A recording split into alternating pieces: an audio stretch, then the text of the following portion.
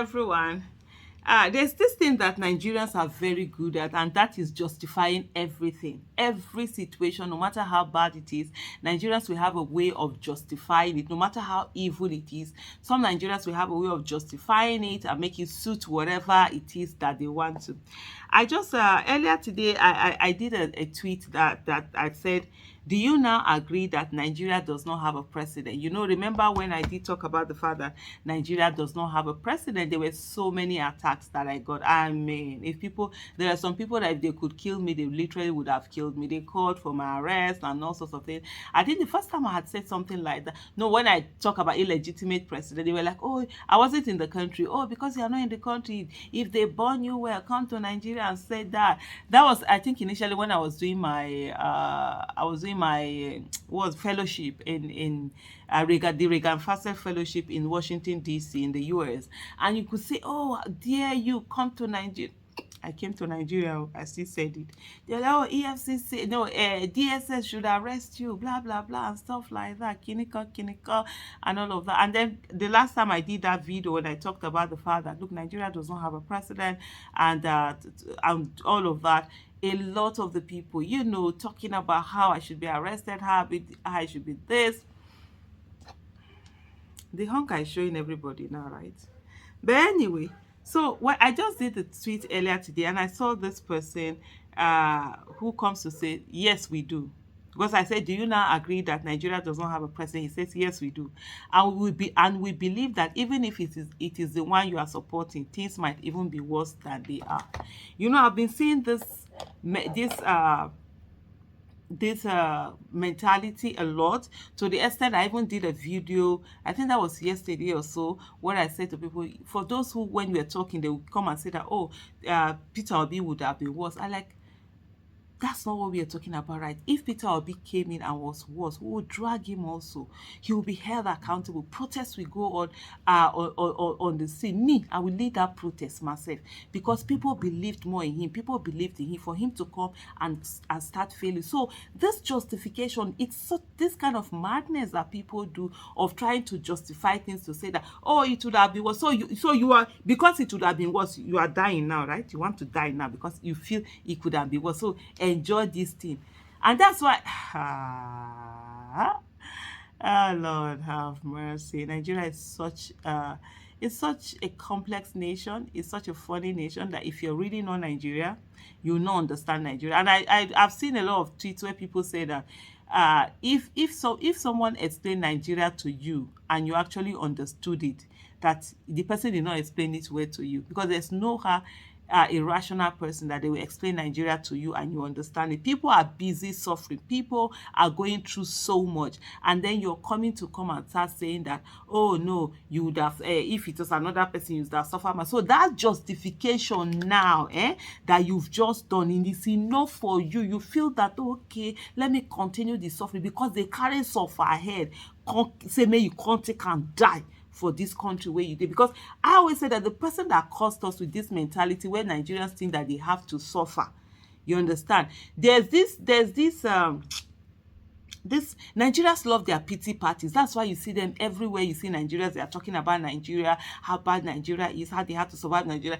I refuse to partake in those conversations. When you're starting those conversations, like, please, I'm not interested. I'm not interested. Because they do it. It's almost as if that's where they expel their energy, and then they feel they've done something because they sat down and they were talking about Nigeria, how Nigeria has been bad and how it has been bad to them, and how they have to survive one thing or the other. And so there's this sense of achievement from doing that. Why actually justifying? Why actually self-sabotaging themselves? You will see when election will come, you will see on the ballot paper, you will see the person who is most credible. You will refuse to vote that person. You will bring in religion, you bring in all sorts of things, and then at the end of the day, you now come and start saying that, oh, things are bad, and then you'll be talking your own. It's every day how you survive the badness. It's making you feel that you've really done something. No, you've just been foolish.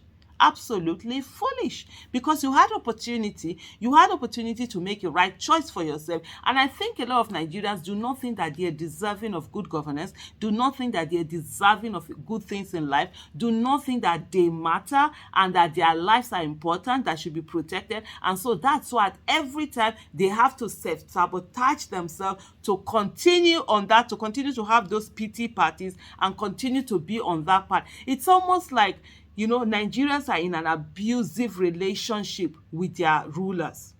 So it's like, when people are in an abusive relationship, no matter how you show them what is going, they refuse to see it. The same abuser, sure, they will fight you and defend that abuser that is abusing them. Then when they are abusing them, they will come to you to come and look for succor, for you to come and listen to their sub stories, for you to be there. They will tell you how they suffered, how the person is punishing them, how the person is doing this, is doing that, and then they will still go back to that person. And they will still stay with that person, and they will defend that person, and they will even fight you because of that person. That's the thing about Nigerians. That's just the beginning and end of the issue of Nigerians. And for me, I don't have time I don't have time for that.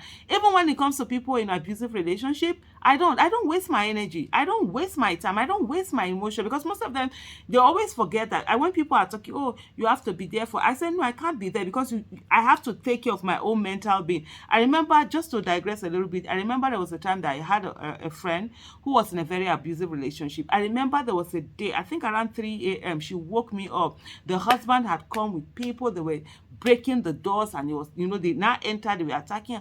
I had to be looking for police to go to that house that day. Call the command, what do they, is it command, whatever they call it? They gave me the number to call, this one, that. They actually sent in police that night, sent in there to go and, stop the man. They now had to take the man out, to tell him to blah blah blah. They were in court. There was even a day the man in the court while they were in court, the man looked, I say he was going to beat me. Now say me. Hey! Agu! In short, agu! On the pelela. Now look, I say, you think I'm your wife?